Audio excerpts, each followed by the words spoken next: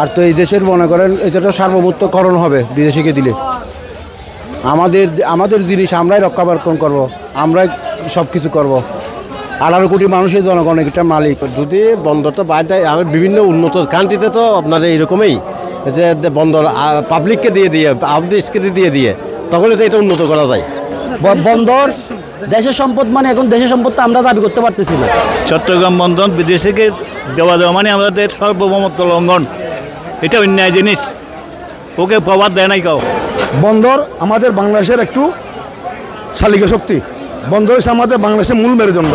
চট্টগ্রাম বন্দর বিদেশিকে দেওয়া মানে আমাদের সার্বভৌমত্ব লঙ্ঘন, এটা অন্যায় জিনিস, ওকে প্রভাব দেয় নাই কাউ।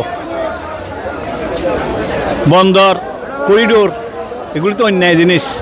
তুমি আসছো ইলেকশন দিয়ে নির্বাচিত প্রতিনিধিকে ক্ষমতা হস্তান্তর করে, তুমি করতেছো আমার সব ইয়ে দিছে, এটা অন্যায়। এগুলো ভালো না, এগুলো গায়ের জোর। তোর শেখ আছে না, তোর গায়ের জোর এতদিন চালাইছে, তুমি তো ওইরকম চালাইতেছ। পার্থক্য কি?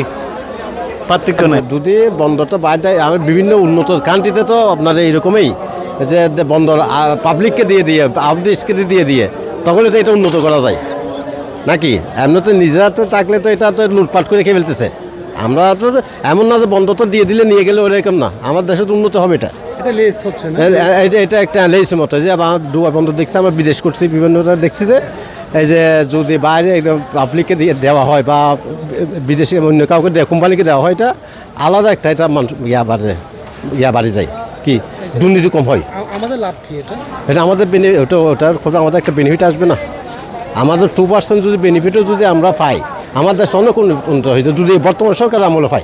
ইনস্ট্রুমেন্ট তো সব বাংলাদেশের না, বাংলাদেশে হোক না, এটা বাইরে থেকে আসবে না। এটা নিবে, এটা লিসের মতো নিবে, এটা পয়সা তো আমাদের কাছে আসবে। বন্দর আমাদের বাংলাদেশের একটু চালিকা শক্তি, বন্দর হচ্ছে আমাদের বাংলাদেশের মূল মেরুদণ্ড।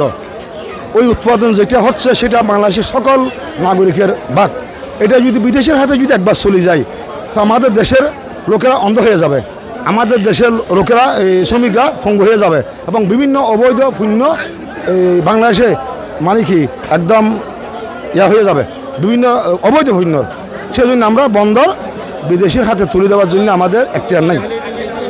হ্যাঁ, বাংলাদেশের নিরাপত্তা নাই বাংলাদেশের, মানে আমি তো ওকে করতে যেতে পারবো না, ওখানে আমার অধিকার থাকবে না, ওখানে ঢুকার আমার ওখানে ঢুকার দেখার কোনো অধিকার থাকবে না, সে একটু চলে যাবে। তখন এরা ইচ্ছা মতন যেটা ইচ্ছে সেটা করবে, আমাদের কোনো হাত থাকবে না। বৈধ অবৈধ সব এখানে কি চলবে। তখন ধীরে ধীরে ক্রমে এখানে ভিন্ন রূপ একটা নিবে দেশের করিডোর। এটা তো আসলে অমানবিক একটা কাজ কারবার।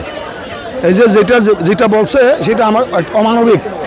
শুধু জাতিসংঘের মানে কি একটা ওই অভ্যাস আছে, হাতে কলমে বাস্তবায়ন করার তাদের ইচ্ছে নাই। এদিন ফিলিস্তিনের জমিনে যে মানুষ গণহত্যা হচ্ছে, ট্রাম্পে বলতেছে লিবিয়াতে তাদের কি দেওয়া হবে, পুনর্বাসন দেওয়া হবে। কেন? তাদের জায়গা তাদের এখানে থাকবে, তাদের এখানে যুদ্ধ বন্ধ করেন, কিন্তু বিদেশের হাতে চলে যাবে কেন? এরা অন্য রাষ্ট্রে যাবে কেন? আপনি যদি কিছু করতে চান তাদের দেশে যুদ্ধ বন্ধ করে এখানে স্থায়ী ব্যবসা করেন, কিন্তু লিবিয়াতে এদেরকে একটা পুনর্বাসন করবে, তার উদ্দেশ্যটা কি? এর উদ্দেশ্য তো আমরা কিছু বুঝতে পারছি না।